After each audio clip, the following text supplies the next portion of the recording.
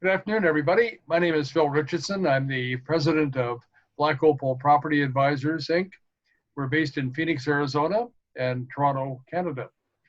We are a consultancy comprised of a network of subject matter experts, all in the commercial property business, and we have various specialties.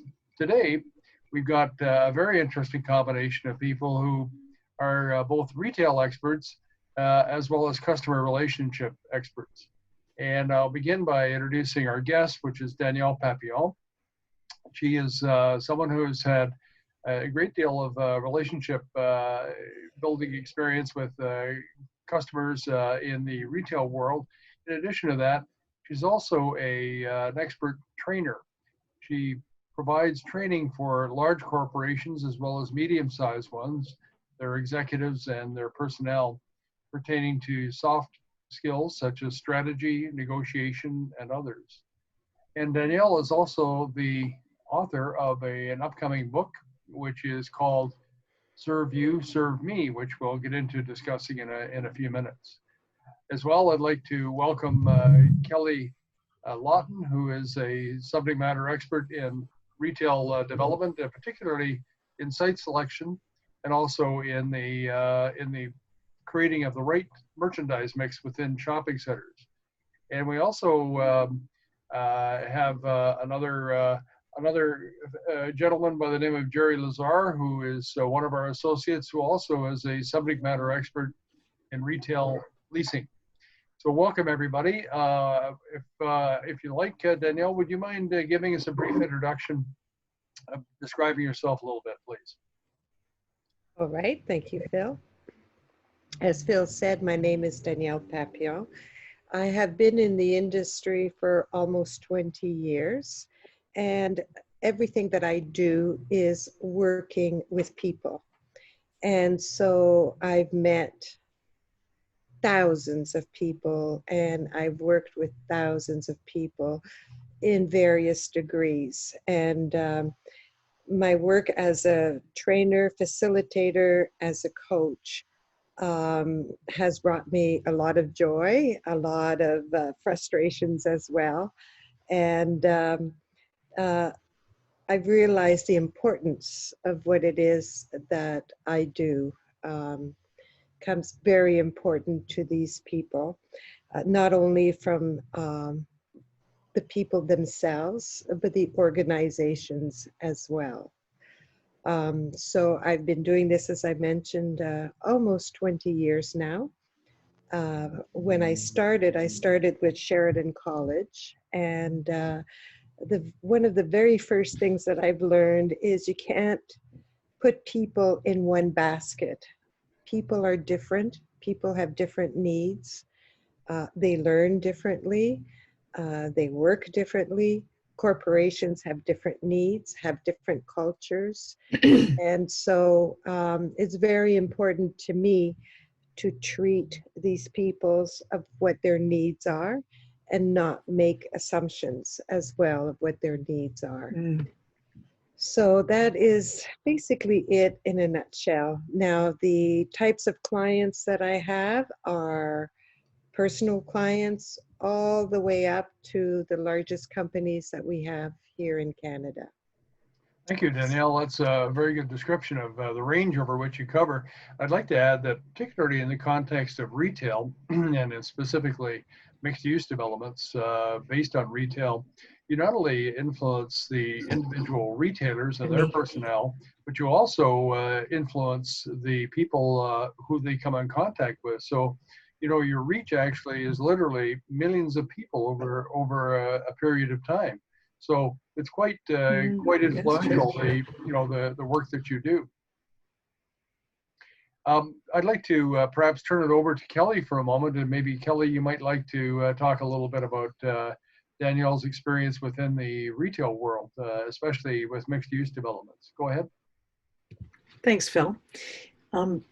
Danielle, my first question for you is, what can retailers do in the immediate future to improve customer service, given what's going on right now through training? What can they do right now to make a difference in the customer experience? Very good question, Kelly. Firstly, I don't like calling it customer service anymore. And the reason being is customer service, we think of it as being polite, um, giving that extra mile, for example, the extra smile. Um, and we think of that as customer service. Uh, for me, I like to kick it up a notch and calling it customer experience. And Mm-hmm. so what I like is to see a customer leave, and it's not what you said, it's not what you've done, it's how they feel. Mm-hmm. So if they feel that it was a great experience, whether it's buying a dress, whether it's buying tires, you know, they walk away feeling I've had a great experience here. So how do you do this? Well, of course you have to train your people, and right now with the COVID experience, things are a little different, right? Things are a little different. So for me, the most part of that experience should be that I'm feeling safe. I trust you. I trust that what you're doing right now is I'm feeling safe Safe. because you've gone that extra mile to make sure that I'm safe. I find you more credible. And because I find you more credible, I will want to go into your store and buy from you, because loyalty as well as a customer is extremely important, right? There's a lot of people that they're not shopping by price. They're shopping by the loyalty that they have towards their store, right? Or towards their brand. We've heard in the past that loyalty is something that's become obsolete, but you're saying that loyalty is generated by the retailer with the customer, which relates to a whole lot of deliverables and so on, is becoming more important. Absolutely. I think loyalty has never left. Uh, Customers, particularly in the COVID time where stores are closed, they have to shop online, or particularly shop online, whether it's your groceries. But think of when you're buying your groceries online, what brand do you go to? You go to the brand that you like, right? And when you're doing grocery shopping online, it does have a little box for most of them saying, can we substitute? And for myself, I've always said no, because I'm specific to my brands, right? Mm-hmm. So I don't think the loyalty has left at all. Right now, we're just kind of swimming through the COVID experience, but I don't think the loyalty has left at all.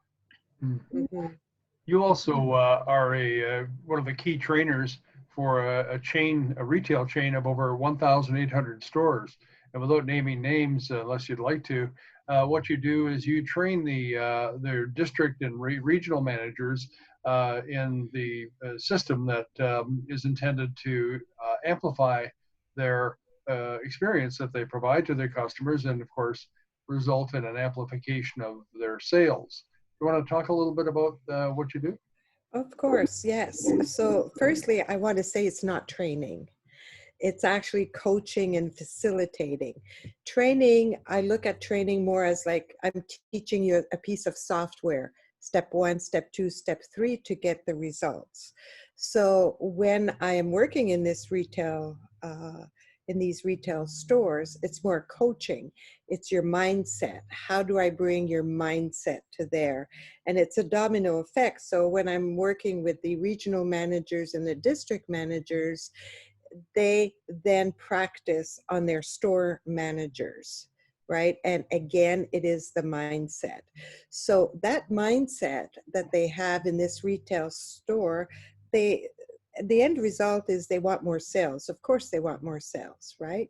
So how do I make my store look nice? Well, we have to do A, B, C, D. Well, how are we going to achieve that? Well, we're not going to tell our sales associates, do this, do that, do this, do that, right? People don't like to be, uh, in general, being giving perhaps a list of things to do and say, get that done, So the mindset has changed. The mindset is it's your store as well as our store, and changing their mindset in the aspect of how you treat your sales associates. How do you treat your customers? So it's just not customers, it's the employees as well, right? Well, of course, they're the agent by which the store owners and management reach out to people. They're the interface, aren't they? That's right. That's right. Mm-hmm. Yes. And you're looking for productivity from the associates, right?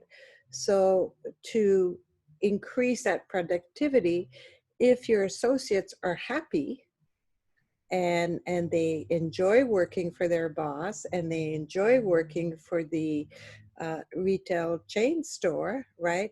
They're going to deliver better. So little things become important. For example, what if I have a shopping cart in the middle of an aisle that is not being used? A customer just left it there. As an associate, as a worker there, I don't have to take it. Perhaps it's not my job. Perhaps I'm just a cashier. When I say just a cashier, I mean a cashier, staying in the front. And his or her obligation is not to move that cart, but it's sitting there. So when you have the mindset that this is my store, I want it to look good, I'm going to go over and move that cart and place it where it belongs. So doing all those little extra things just because they want to. Again, that's a change of mindset. Mm-hmm. And that's what my job is to do. Changing Yes. mindset. Wow, that's Yes. that's a big one, isn't it? It is. It is. And there are techniques for that that I use, right? And what happens is sometimes I've gotten resistance because I'm looking at an employee perhaps who's been there for 15 years Mm-hmm. and said, hey, my store has been successful. Why should I change? Mm-hmm. Right? So that's the first struggle, right? But at the end of the program, the going through the change of mindset and being able to see the end results of what their store looks like and what their staff is like, it's hip hip hooray, a parade, right? They're so happy. Mm. Yes. Wow. Mm-hmm. I have a question, if I may. Sure. And thank you for that. So thank you for pointing out the difference between customer service and the customer experience. I couldn't agree more with what you had to say about that. So my question for you is, what can owners of shopping centers do to help their retail tenants as well as their own staff to improve ultimately the customer service? So there's, right now we're talking about the COVID times. And this is my personal thought about that. I think the COVID is going to be here for quite some time. I think our lifestyle has changed because of COVID, Mm-hmm. and we have to adapt to that new lifestyle. Mm-hmm. So I'm going to give you an example. I just bought these glasses, by the way. Marvelous. Thank you. The store that I was at, I felt they continued business like it was before COVID. Oh. And Sir Philip was with me, and I even said that to him for different reasons, which I will go into. Would I go shop there again? I don't have a loyalty to them. Why? Because they did not make me feel safe, right? They did not change their protocols to what it is today. Mm-hmm. Because they have not changed their protocols, they haven't advanced. That's the way I look at it. They haven't stepped forward. So therefore, because they haven't stepped forward, it goes deeper into Are their products up to date?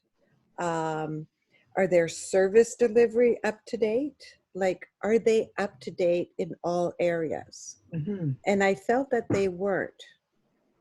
And so my loyalty to them to say, oh, Kelly, you need new glasses, go to such and such a place, I would not do. Mm-hmm. So Yeah, I would say, just as an aside, that store is a high-end retailer. It's someone Very who you would high-end. expect to implement these processes. That's right. That's right. Hmm.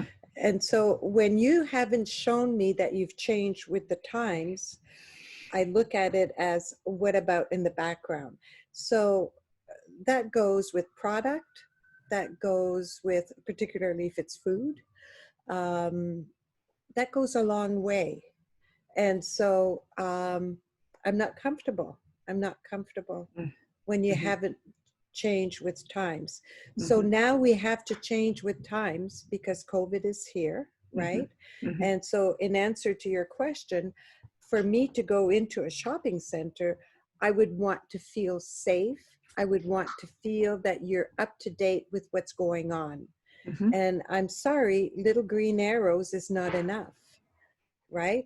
I need signs. I need to know that everybody in that mall knows what's going on, and they've taken steps to make sure that all retailers are doing those steps as well. Mm-hmm. And that as a customer, when I walk in, it makes me feel safe. So it's just Mm-hmm. not about one store, it's about the whole mall itself, Mm-hmm. right? So if I don't feel it when I come into a mall, I don't want to go into any of these stores, no matter how loyal I could be to one brand or one store. So what does that look like? Well, obviously signs, right? Obviously needing to wear a mask. What if I don't have a mask? What are you doing for me if I don't have a mask? Mm-hmm. Where is the sanitation? How should I walk? How should I walk the mall? All these kinds of things, right? All those extra steps. So when I walk in, I'm going, they know what's going on, they're up to date, and they're making sure that the retailers are safe, and they're Mm-hmm. making sure that the shoppers are safe. Mm-hmm. Does that Mm-hmm. answer your question? Yeah, in other words, what I'm hearing is that you're saying that if the shopping center owner doesn't take the initiative to create a safe environment with all of the protocols, then ultimately you won't be going to those retailers either. So it's That's really correct. up to the shopping center owner, the management of the shopping center, to take that initiative. That's correct. Mm-hmm. That's correct. Wow. Mm-hmm. Well, shopping centers have always been powerful because they've been an amalgam or a combination of brands. All the brands of the stores in the shopping center go together to make for the overall perception of the customer as to what it is they're going to see when they go to that shopping center. And again, it's always been incumbent on we as shopping center managers to ensure that consistency is applied, that conformance is adhered to, and so on. So, your points are right on the basic fiber of what shopping centers are. Just because people may be a little less certain or even confused about the protocols that are needed, there's no excuse. Today, customers are not going to be forgiving, especially when their safety is at risk. Yeah. Absolutely. You reminded me of a mall that we went to not that long ago. And I saw one retail store where some staff members were wearing masks and some staff members were not, right? And some stores were closed, some stores were open. I just don't want to go there again, ever. Ever. It's very definitive. It was, and you were with me, Philip, at the time, and I had told you that. I had said to you, let's leave, I want to leave, I want to leave. Mm-hmm. But I just was not comfortable. Mm-hmm. And as a customer, You work very hard for your money. And Mhm. as a customer, I like to choose where I'm going to spend it. I'm Mhm. not going to spend it in a mall where they haven't done anything for me, I don't feel, Mm. right? So it's your respect that you're talking about here, aren't you? Yes, yes. Hmm. Yeah, and I agree. it is visible through the activities that people undertake. Uh, it's very interesting. Without making too much of a point of it, it would seem that the most successful anti-COVID strategies have relied upon conformance and consistency across the board. In other words, let's say mask wearing is something that seems to promote a reduction in the infection rate. And it's, by a shopping center owner taking on that responsibility that is his or hers, it also reflects a social commitment to the customer that we are playing our part. And I Yeah. think that's an important aspect as well. Absolutely. Yeah. Absolutely. I agree 100%. I, Yes. I wanted to mention, go back to talk about Danielle's upcoming book that she and I are co-authoring called "Serve You, Serve Me." And Danielle, do you want to talk a little bit about its nature and what you're providing through it, please? Well, again, it's about the customer experience and what can we do. And there's so many things that we make mistakes, and we make mistakes based perhaps of what you knew 10, 15, 20 years ago, right? But things have changed. Our customers they're very knowledgeable. And so, like I said before, doesn't matter what you know, doesn't matter what was said, it's the feeling when they left, right? Yes. In today's society, it's really okay to say, how could I serve you? What can I do for you? We make assumptions. We used to sell that way.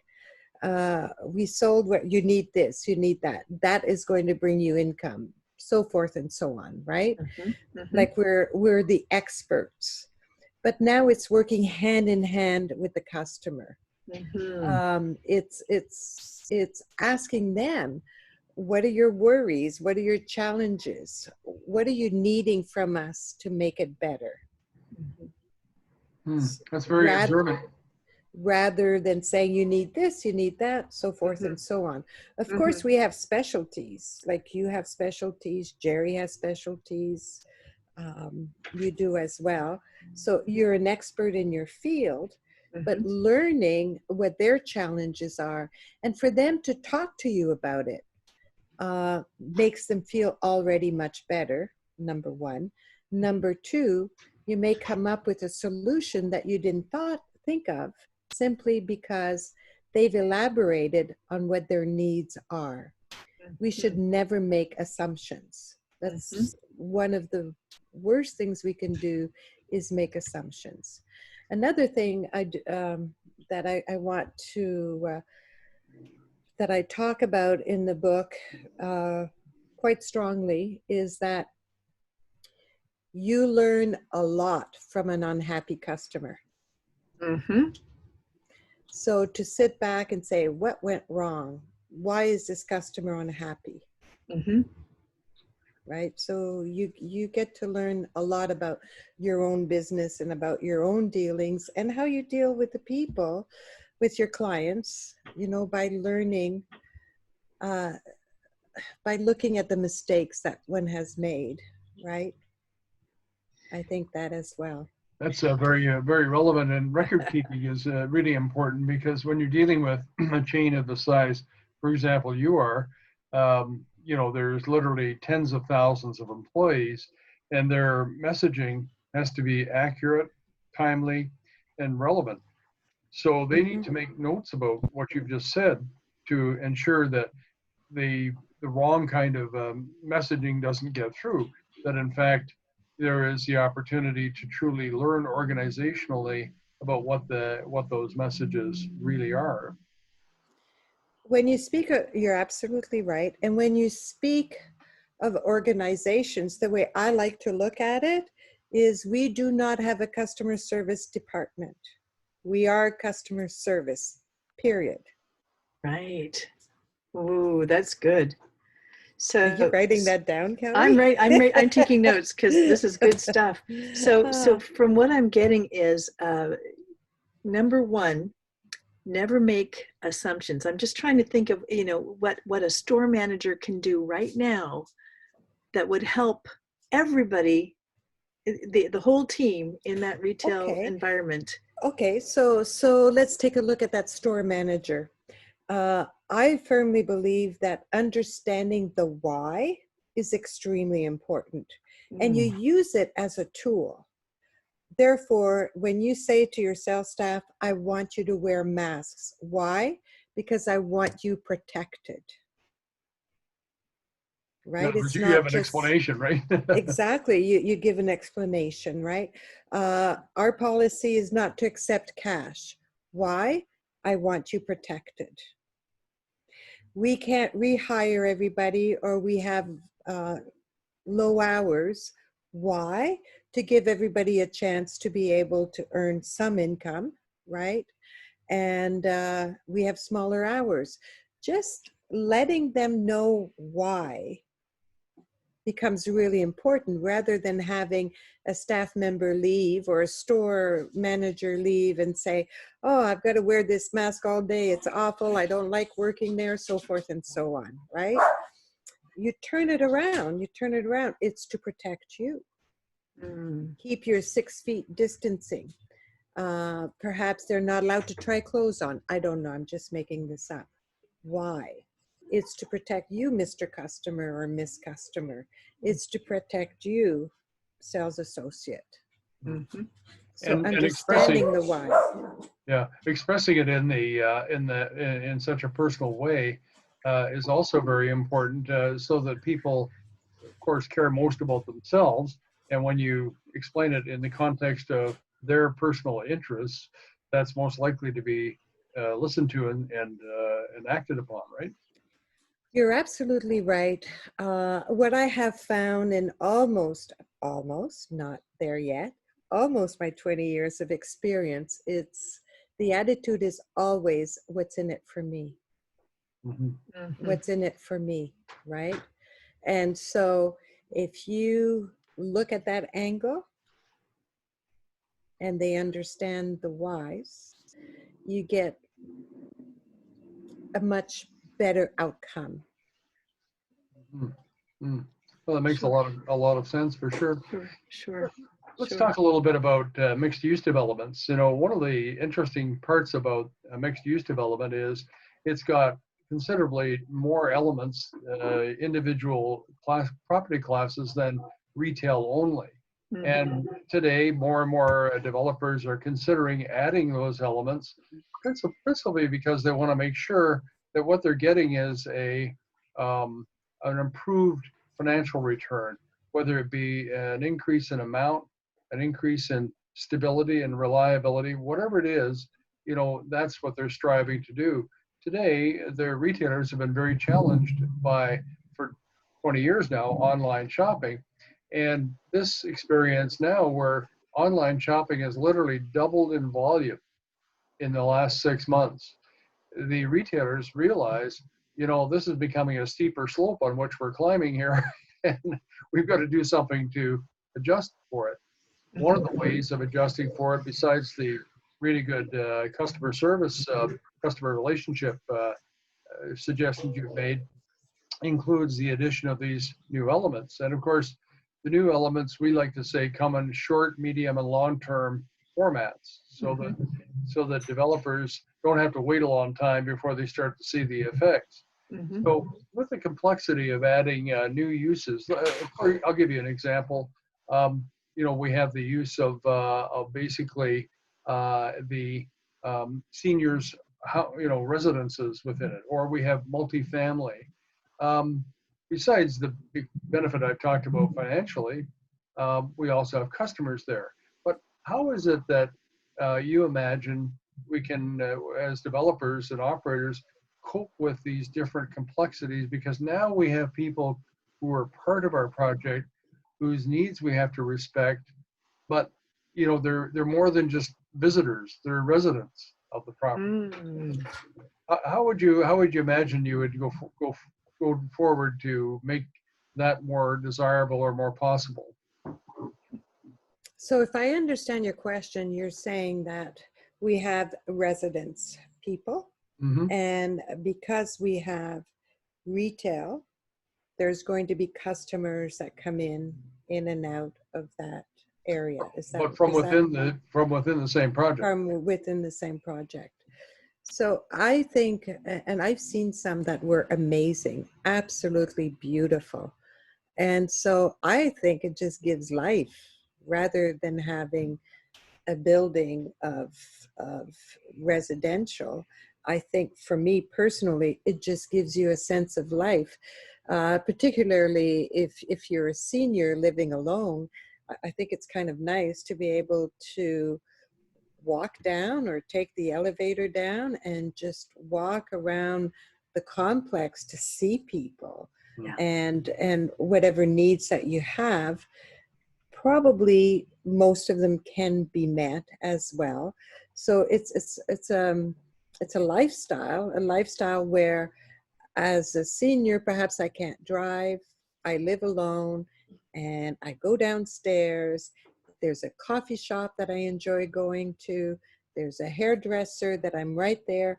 I don't have to worry about uh, the seniors bus to come and pick me up or take Uber.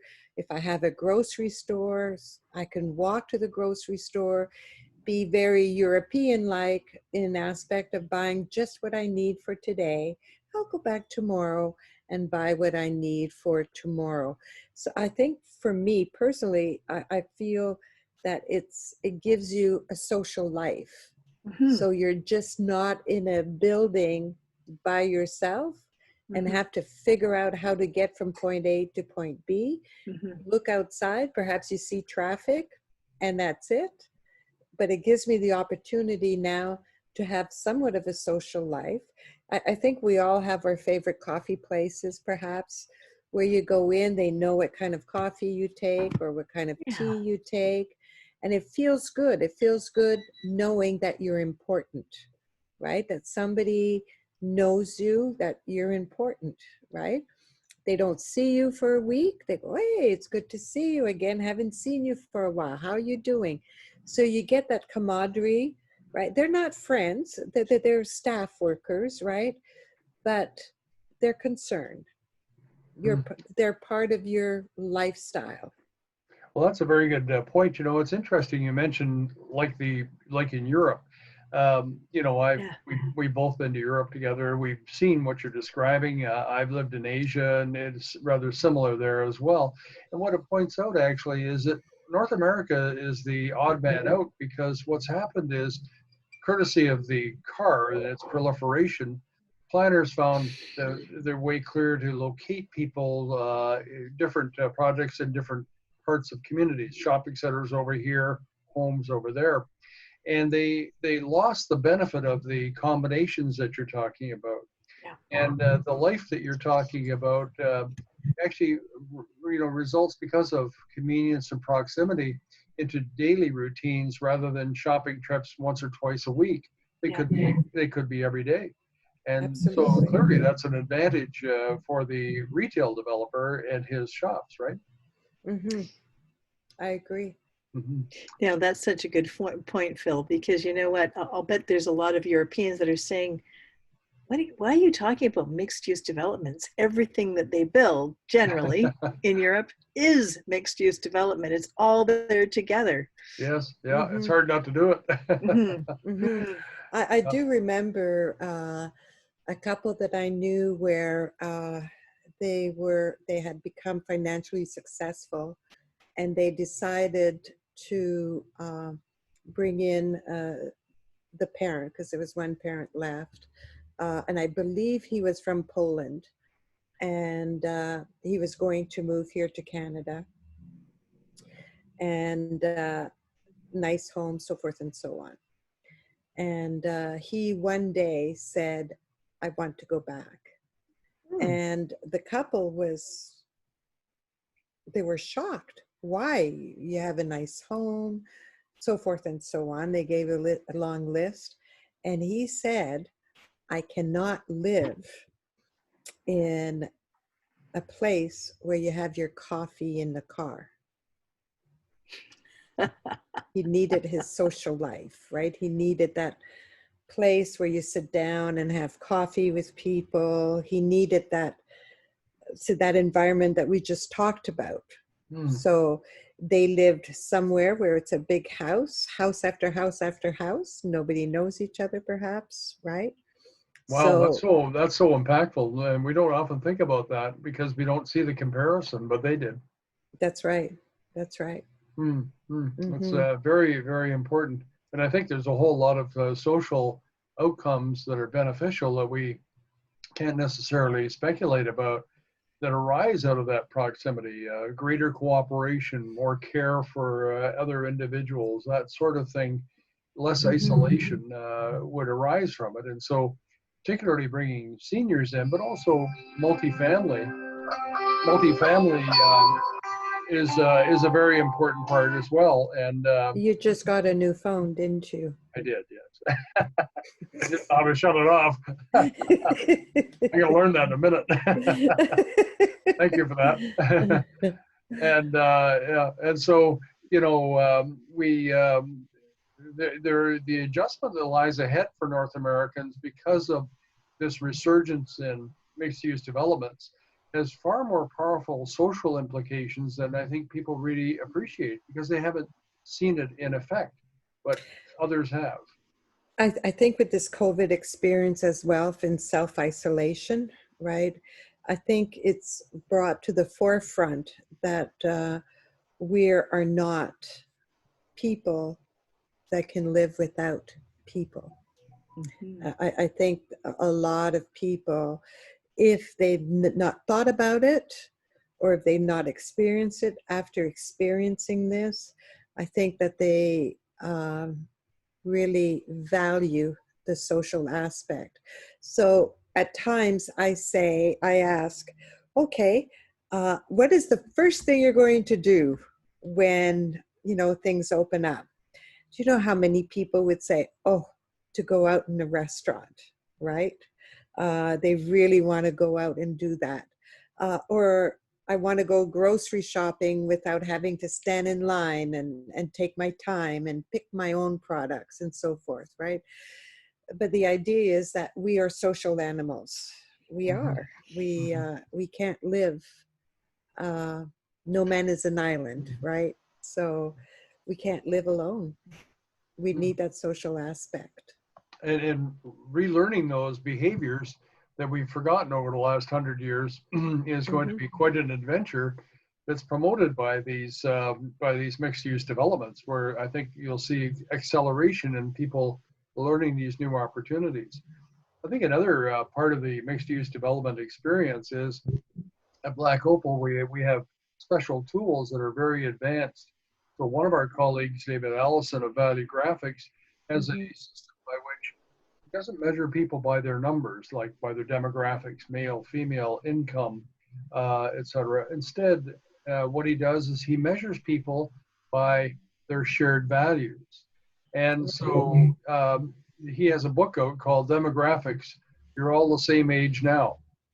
And that means simply that there's no barriers in age as to shared values, but those shared values do differ. And so his belief is that by analyzing a marketplace for the values of the prospective clients and determining the greater number of them, let's say, the bigger pockets of people who have shared values, then by addressing those people directly by saying, well, we've heard you, here's what we offer. And people look at that and it resonates with them. They say, wow, these people really get me. They understand what I'm all about. And yes, it happens that some of my friends who have shared values, they also have an appeal to either live in this project, go to it, patronize it, whatever. And so experts like Kelly and Jerry make a business out of focusing on who are the right clients to bring into as tenants into these developments so that we're catering to the greatest number of people in the most effective way. Jerry, unfortunately, I've been doing a lot of talking here, but I wanted to ask you, just in terms of your selection of retailers going into new developments and so on, I'm sure you give consideration to what I've just said. Do you want to talk about that a little bit, please? Well, I mean, I think, yeah, there's somebody on LinkedIn today who was writing an article, and she was asking the effect on retailers. And so I responded by saying that the kind of retailers that Kelly and I are working with right now, Ghost Kitchens brands, MedPros, medical. We have a number of QSR restaurants expanding. All great guys, great concepts. But one thing they all have in common, they won't go into an enclosed shopping center. They want to be on the street. They want mixed use. Where have I heard that before? They want synergy. What we're finding is that we're very busy. We're competitive. There's people doing deals. And if you start to look at who's doing those deals, the type of tenants that are moving, it's the ones that can adapt to this environment and can work in mixed-use projects. You know, the gyms are going to come back, not right away, but I think you're going to see that.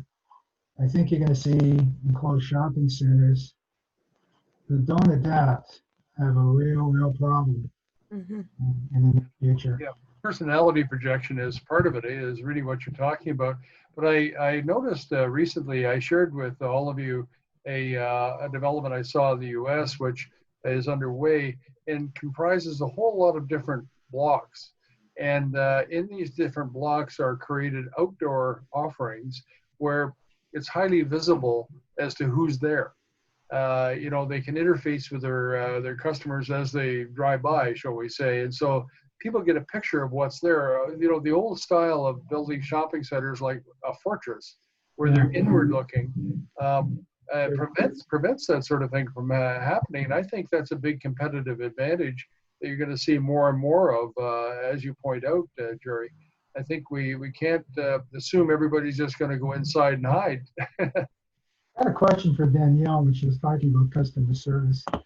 Whenever I went to the States in the past, I always found customer service to be far superior in terms of the training of staff that I ever found in a lot of Canadian retailers. I don't know if that's just me. They seem to be more knowledgeable. They seem to know how to engage the customer. They seem to know more about the product. When I shop in a lot of Canadian stores, I don't get that. I get that I'm only making $9 an hour and I don't really have to serve you unless I feel like it. So I don't know if it's me and I don't know if it's general, but I find that there's I don't know if that's must be changing, but there's generally a lack of customer service among staff. I don't know if that whenever I go to, I mean, these guys are on. They know how to engage you the second you walk in the door. They know they look in your eye. They talk to you. They make you. You don't want to leave. And they call you honey or dear. You're absolutely right. I feel the same way. I have found my experiences in the U.S. much better than Canada. They say that Australia is the best place for customer service. They say that. So why is that? Well, a lot in Australia is, from what I understand now, is that you don't even tip. They're paid very well. So versus here. So when we look at customer service, shall we say, in a retail store, what was your first summer job? You know, so you have a lot of students that go in, they're looking for a job, you know, retail, that's great. It's easy. I'll do that. And so I think that it's the choices that we make of our people that we hire. We at times hire based on needs, immediate needs. Oh, I need 3 salespeople. that they hire the first 3 that come in. And you're absolutely right. The training is not there. And so for me as a customer, I get very frustrated when I get to ask a question, they don't know the product. Right. And I'll say, I want to talk to somebody who knows the product. And then it goes down the line and your experience isn't that great. Even though you buy the product, even though they were very helpful at that point, you're left with, I had to struggle to get proper information. So product is very, very important. Product knowledge is very important.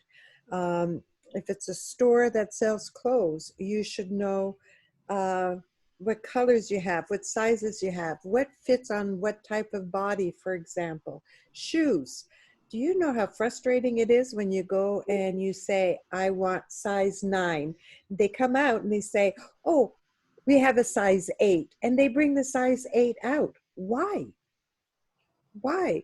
If I wear size 9, size 8 is not going to fit me. Why are you doing that? So I just find that a lot of retail stores at some points hire people just out of necessity rather than hiring people that want to work in the retail. Don't you think with online shopping today, and especially now with COVID picking up big time, it's so much easier. I mean, I had to buy a pair of Skechers shoes because it doesn't matter. My dog staying with me ate them, but it doesn't matter. The point is, I found them, multiple sizes, something else you don't find in the regular store, color I want. I was able to virtually try it on, believe it or not. I had Oh, it really? yeah, Nice. and I had it in 2 days. And I'm thinking, and at a better price. So there you go, 99 bucks. What's the advantage then for people if they don't get the customer service together? There is interaction, there is a need to go out. But if it becomes so much easier to have selection and variety online, what is really going to happen with shopping in these huge properties that are going to sit there if they don't get their act together? I mean, do we really need to go there when you can get a better selection online? Yeah, you know, Jerry, those are great points. And, you know, one of the impact is coming out of this thing. Yeah, You know? and you know, surveys, recent surveys will distinguish between customer satisfaction for online versus offline shopping. And it should be shocking to the offline retailer, the traditional retailer. Very scary. Yeah, not just your story, but it underpins what I'm about to say, which is the satisfaction level with online shopping is as high as 99%. And why is that? Why is it? Well, let's see. I showcased them at the local mall or online. I asked for and got, you know, the information I wanted about the product. I compared it to other products that were similar, and I chose this one. I wait. I'm told that if I pay now, I will have it delivered in 2 days, Right. and that's an acceptable time period. 2 days later, it shows up on time most of the time. So it shows up on time. I open it. It's exactly what I ordered. I try it on. That's right. It's perfect. And so they have a 99% satisfaction rate. Compare that to the offline retailer where the satisfaction level is 72%. And why is that? Well, you've just spent 15 minutes saying why. You know, the fact is that untrained staff, you know, inadequate resources, inadequate understanding of their product line results in customer dissatisfaction. And so I actually have a remedy for this, and we've all said one's needed. But in China, in a silver regional mall, I developed a concept which is called a customer satisfaction center in both official languages. And what happened was all of the shopping center marketing staff, including the vice president, are located in that office in a kiosk. They can't hide. So number one, they get to interface and listen to what customers have to say when they come in looking for satisfaction if they haven't received it. Mm. Secondly, all of the online retailers like Weibo and others took kiosks in this place and paid very good money for it on account of the fact that while they've had a very high participation rate in China, I mean, 700 million people are on online, but that means 500 million are not. And so these people will pay good money that allows the landlord to offer what I've just described at a profit, not just sustainable. Well, And so you know, they end up with an opportunity to project that. Now the trick is, how do you get these two ideas together? Well, right. what you do is you use what is called fusion or online to offline marketing. So as an example, you develop a big database of prospective customers. You coordinate your retailers just like we did in the old days, Jerry, when we had co-op advertising. Yeah.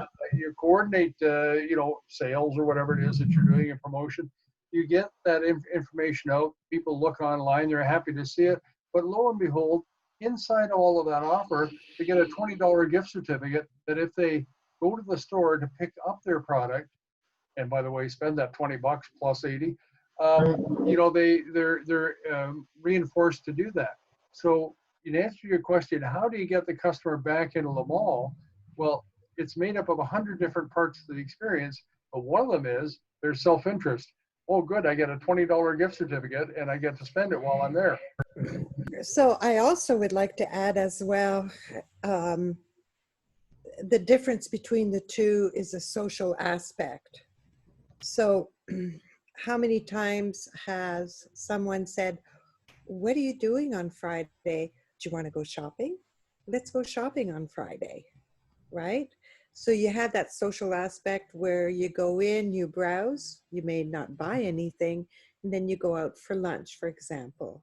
Or, so the social aspect, we use that. Kids use that, teenagers use that, adults use that.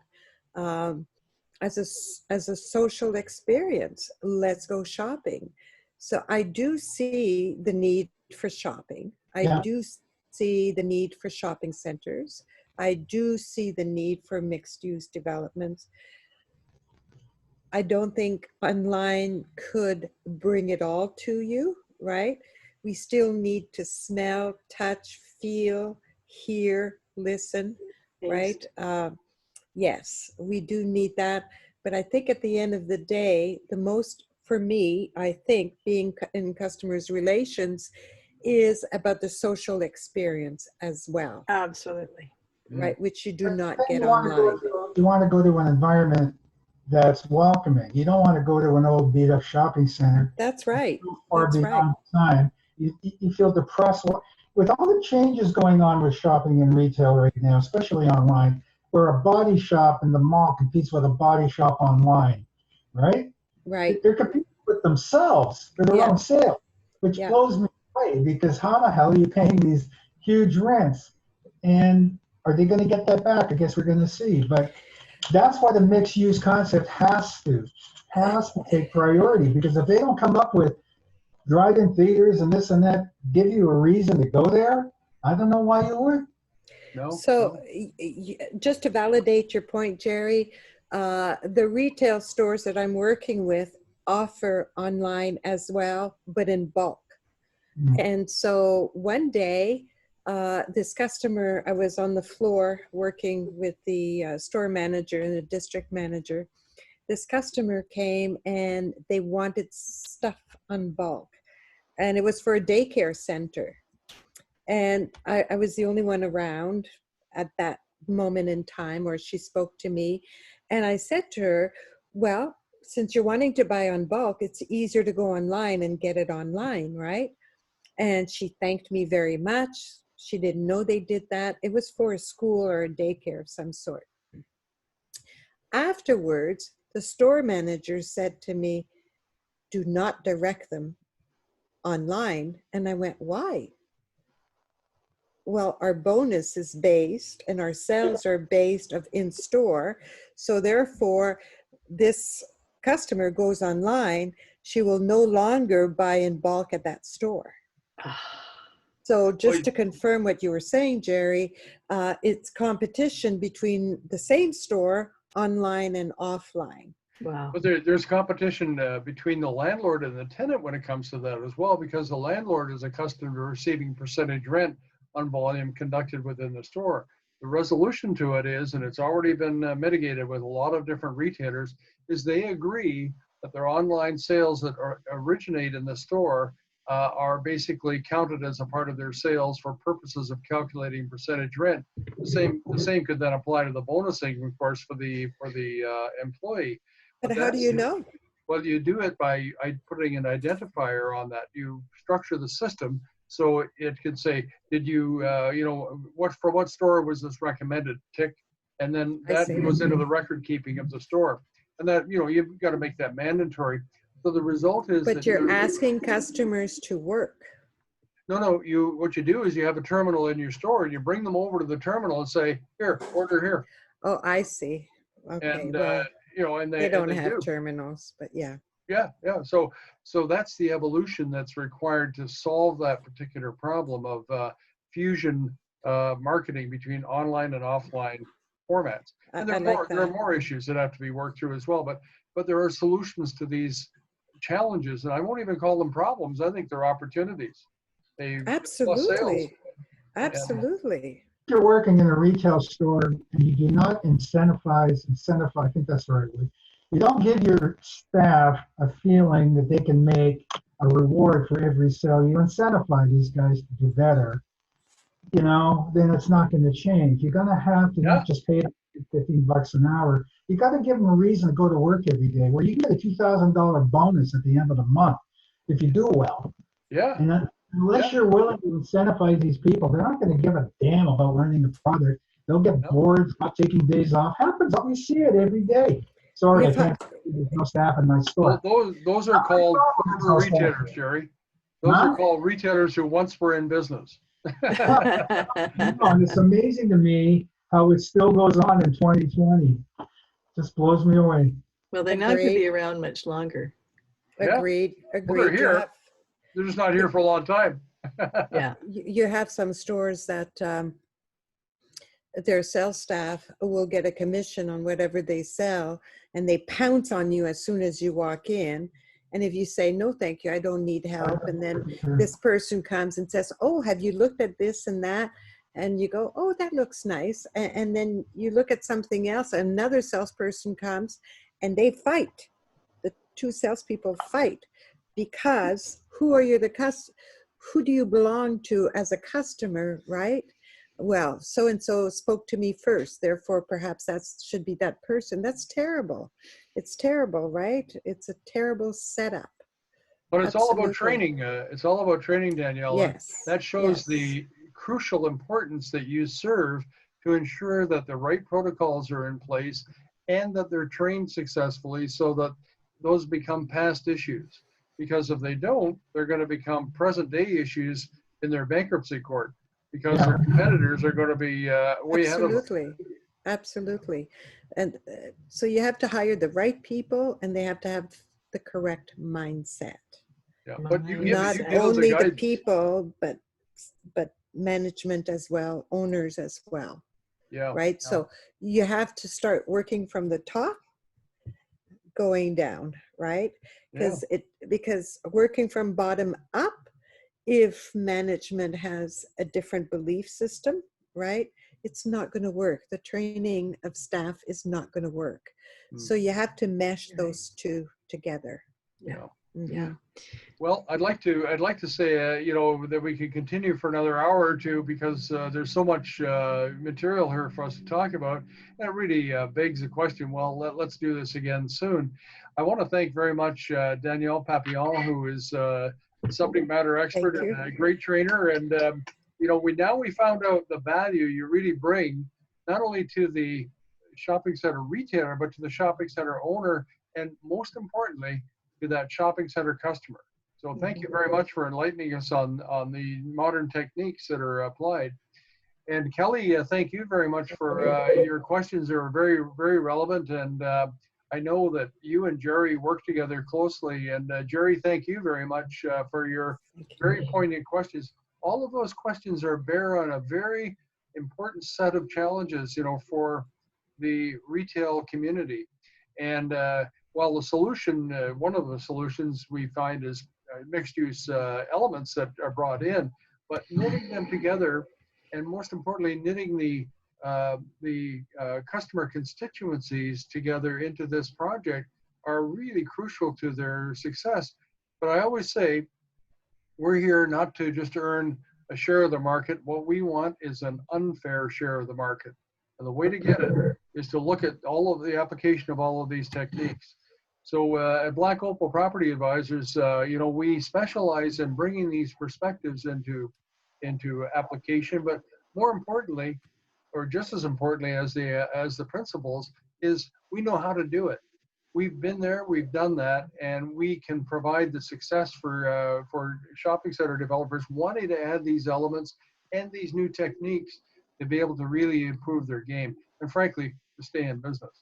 So thank you very much, all. I've really appreciated and really found enjoyable the time we've spent together. And I'd like to invite you back, all of you, at a near future date, and we'll learn some more. So again, have a good evening, everyone, and thank you very much. Thank you. Thank you for having me. Thank you. Thank you.